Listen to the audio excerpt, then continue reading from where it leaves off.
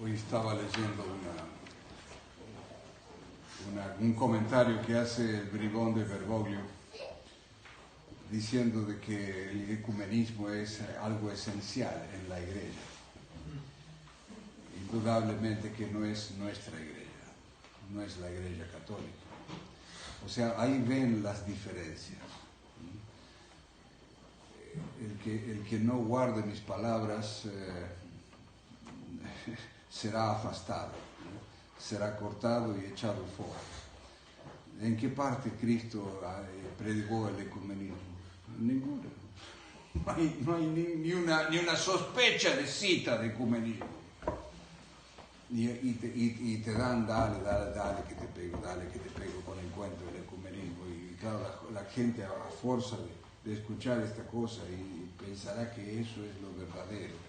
Y es exactamente lo que nos separa, una de las grandes cosas que nos separan de la iglesia conciliar, de la iglesia moderna, que no tenemos nada que ver con eso. Somos católicos. Y un católico es esencialmente antiecumenista. ¿Por qué? Y porque creemos que Jesucristo es Dios y pronto. No necesitamos de andar ahí, ¿cómo se dice? Haciendo oraciones con judíos, con musulmanes, con budistas. No tenemos nada que ver con ellos. Bien. Dos palabras del querido santo San Pedro de Verona, un santazo, que fue el primer mártir de la orden dominicana. Él fue inquisidor y sufre martirio por falsos cristianos que él estaba investigando. Le parten con la espada el cráneo. Y es santo. Digo esto porque Wojtyla alguna vez pidió perdón, entre otras cosas, por la Inquisición. Y si la Inquisición dio santo.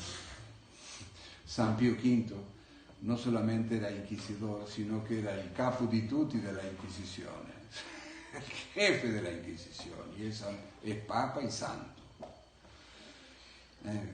Bien, pero hay un detalle de la muerte de San Pedro de Verona que a mí me conmovió, y hay cuadros que representan este episodio. Dicen que cuando él cae, ya moribundo, echando sangre por la cabeza, etc., dice que llegó a escribir con su propia sangre credo.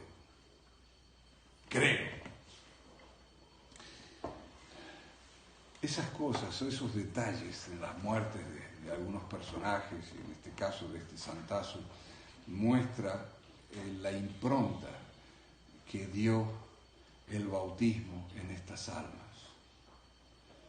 O sea, consideraban la fe lo fundamental, que es así. Tenemos que vivir de acuerdo a esta fe y tenemos que tratar de atesorar esa fe continuamente y alimentar esa fe continuamente.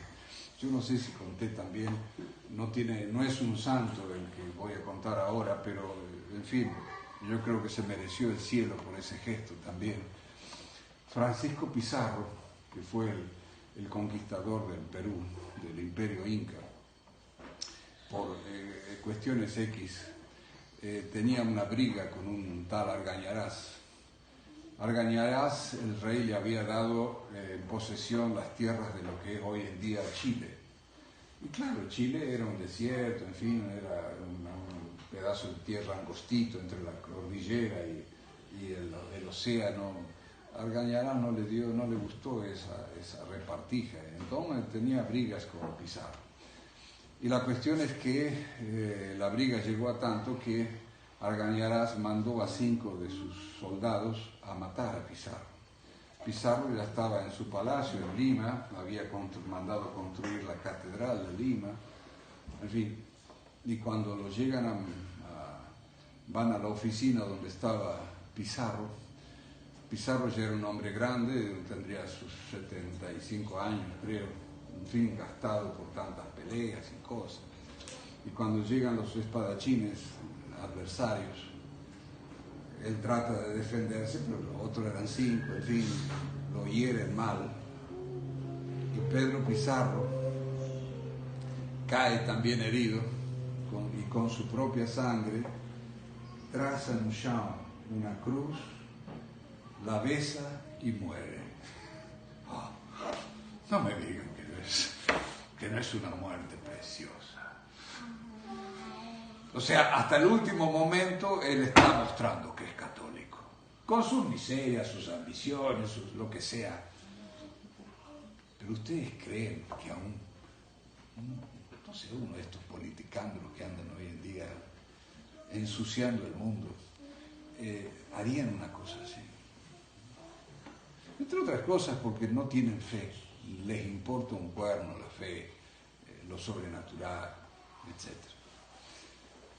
Entonces, hoy una de las cosas que sugiero de pedirle al querido San Pedro de Verona es tener la gracia de una buena muerte, porque es la gracia de las gracias. Si pudiésemos hacer eso de besar una cruz feita con nuestra propia sangre o escribir credo firme, yo creo que ya pasamos bien el examen final. Bien, como muchos de vosotros no han estado o no han tenido misa el domingo de Pascua, etc., yo quería hablarles un poquito de lo que sucede el domingo de Pascua. El domingo de Pascua, como antes falamos, Jesucristo se presenta a su Santísima Madre, habrá dado un fuerte abrazo, habrá consolado el corazón de su Amai Santísima. Después se aparece a las santas mujeres, les dice que los ángeles le dicen ya no está acá nuestro Señor, se le aparece a María Magdalena, etc. Y el domingo ese se aparece en el cenáculo a puertas cerradas, porque los apóstoles estaban con miedo de seguir el mismo destino de su maestro. Y se presenta y dice Pax Vobis. Y le dice, os doy el Espíritu Santo, les doy el poder de perdonar los pecados a quienes vosotros se los perdonéis y de retener los pecados a quienes vosotros los retengáis. Lévense de ese episodio porque ahí es donde se instituye claramente el sacramento de la confesión. Y en el detalle que dice, os doy el poder de perdonar los pecados y de retenerlos, eso implica que la confesión tiene que ser auricular, o sea, el sacerdote tiene que escuchar el pecado para juzgar si puede perdonar o no. Entonces, esto es un argumento importante cuando se discute con protestantes. Los protestantes, ustedes saben que no conocen, no acreditan en la confesión, ellos confiesan directamente con Dios, etcétera, etcétera. El problema es que Dios puso al sacerdote para dar ese perdón. Confesarse directamente con Dios es más cómodo. ¿Por qué Dios no puso la confesión directa? Y tiene que poner un hombre a confesar. Porque incluso la gente dice, yo que tengo que andar contándole a otro hombre lo que yo hice, la sanera que hice. No, eso no va. El problema es que cada vez que tú te ayoelas a confesar, ya en ese gesto estás haciendo un acto de humildad y de demostrar exteriormente que te reconoces pecador. Es por eso que también es importante, en la medida que puedan confesarse de yuelos, hacerlo de yuelos. Hoy en día, la gente a veces cuando los curas por ahí tienen ganas de confesar, a veces hemos visto en las parroquias modernistas, que tienen una especie de escribanía, en fin. Tú te sientas y el cura está sentado al otro lado, te escucha. Parecería que era simplemente una conversación. Me acuerdo que una vez estuve en Loreto, en Italia, y en la Basílica de Loreto había un cartel que decía confesiones y consultas. Y estaba una mesita con dos caderas, y en una de las caderas, ¿quién estaba sentado? una freira. O sea que la freira estaba ocupando el lugar del sacerdote. En fin, las cosas del modernismo. Bien, entonces, vamos a hacer un leve repaso, rápido repaso, de algo que es de catecismo, pero que a veces se nos olvida, sobre la confesión. ¿Cuáles son las 5 condiciones para una buena confesión? Lémbrense los 5 deditos. Primera, dolor de los pecados. Si no sentimos un dolor por haber pecado, es difícil que hagamos una buena confesión. Padre, yo no siento nada. Bien, ponte a rezar y pide el dolor de los pecados. Porque cada pecado, especialmente si han sido graves, es una falta que te ha cortado la amistad con Dios, te ha cortado la gracia. Entonces, para incluso el dolor de los pecados ayuda a evitar la reincidencia en el pecado.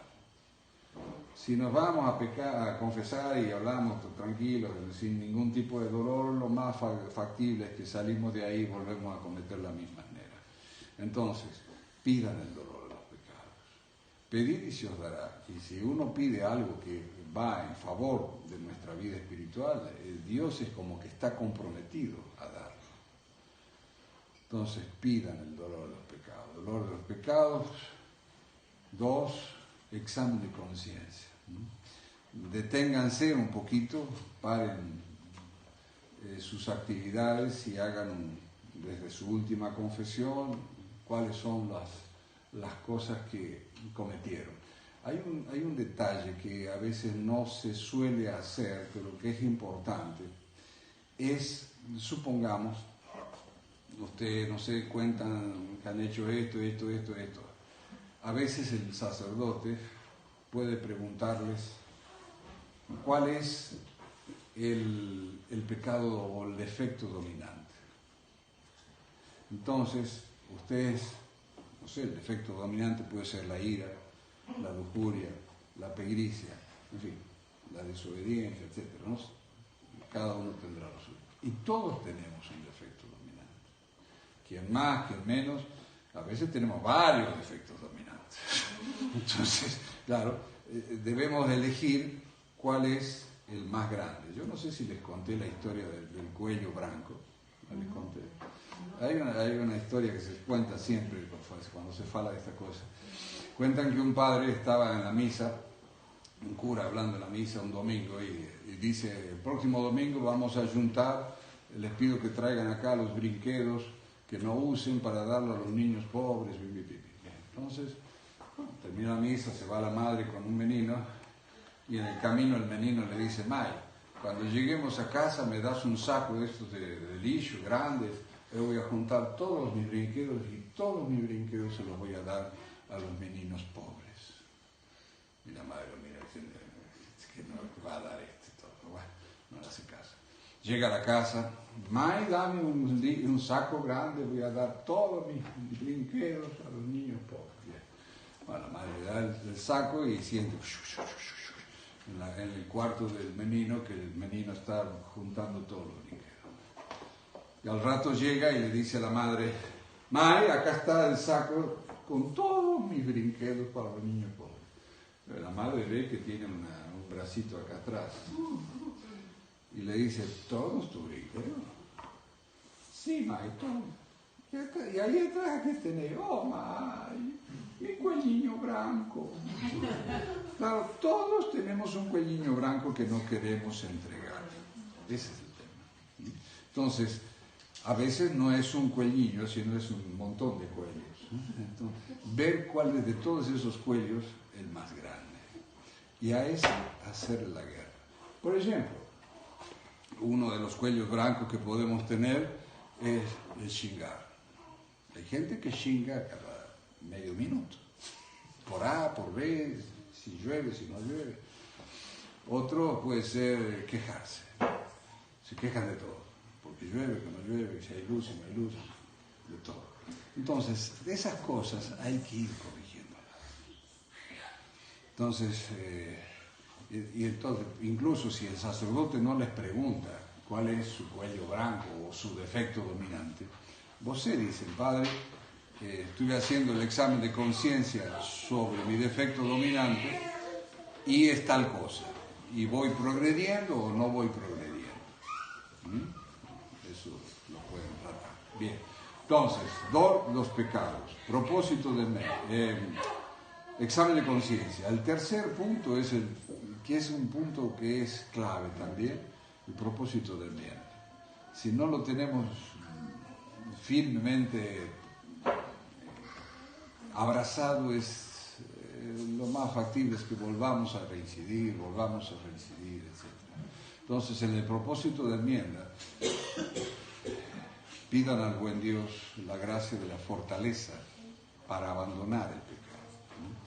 O sea, supongamos un bebedor, que siempre que pasa por este boteco, los amigos lo llaman y pronto, y cae.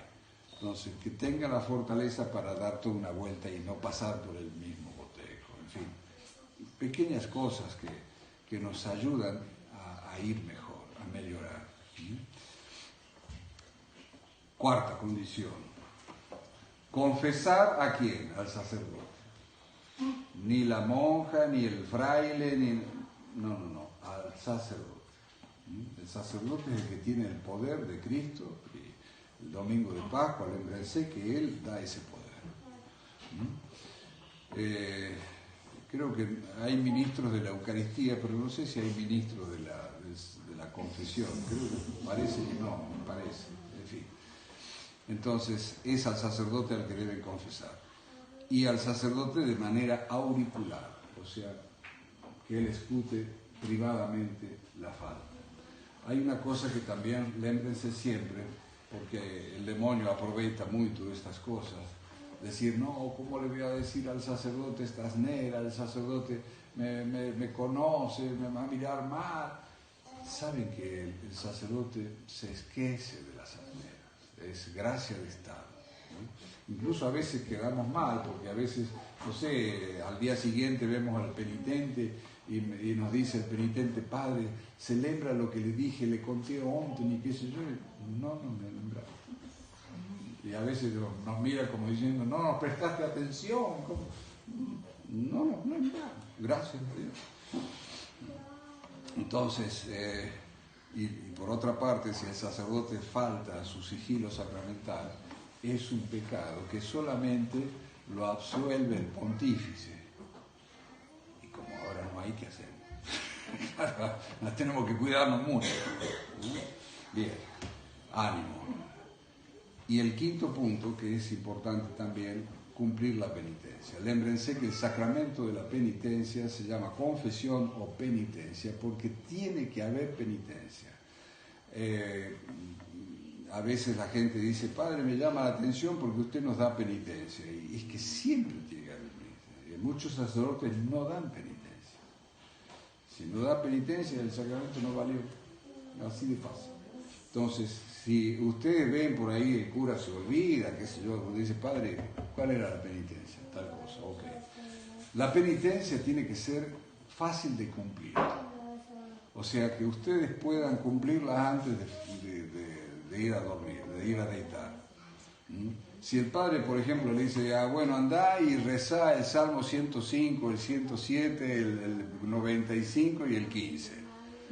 Usted le puede decir, Padre, yo no tengo acá un salterio, yo no tengo una Biblia para buscar el Salmo ese que me dice. Deme algo que yo pueda hacer antes de esta noche. O sea, ustedes pueden pedir el cambio de penitencia. No es pecado. Y si por ahí se olvidan, no se saben, no se lembran si el Padre dijo 5 Ave Marías o 10 Ave Marías, siempre vayan a más, no a menos. O sea, ustedes pueden agregarse penitencia, que yo se lo sugiero siempre.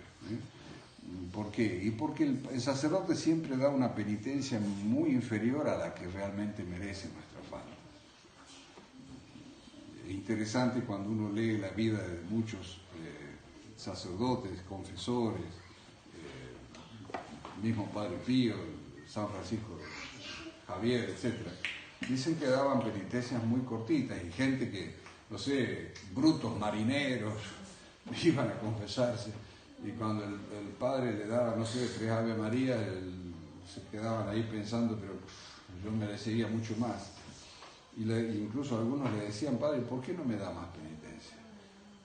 Porque si te doy la penitencia proporcionada y vuelves a recaer, no vas a querer más confesarte, por el temor a la penitencia.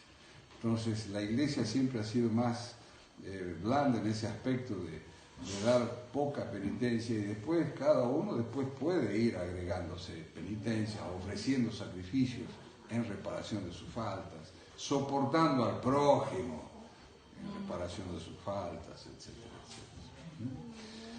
Entonces, a tratar de lembrarse de esos puntos de confesión. Y en la medida de lo posible, traten de aquí al próximo mes, Dios mediante, que si podemos estar, les pido que piensen en su defecto dominante. Y a ese defecto dominante vienen y le dicen, padre, mi defecto dominante es tal cosa. Así bien, ¿cómo va? ¿Cómo lo podemos arranjar? Sí, no, el sacerdote les va a dar algunas dicas. Que el querido San Pedro de Verona nos conceda la gracia de tener una buena muerte. Acostumbrarnos a hacer bien nuestras confesiones, eso nos ayuda a prepararnos para el bien morir. Y porque en el bien morir está el ganar la eternidad. Y si perdemos la eternidad, lémbrense que perdimos todo. Y si la ganamos, lo ganamos todo. Ave María Purísima.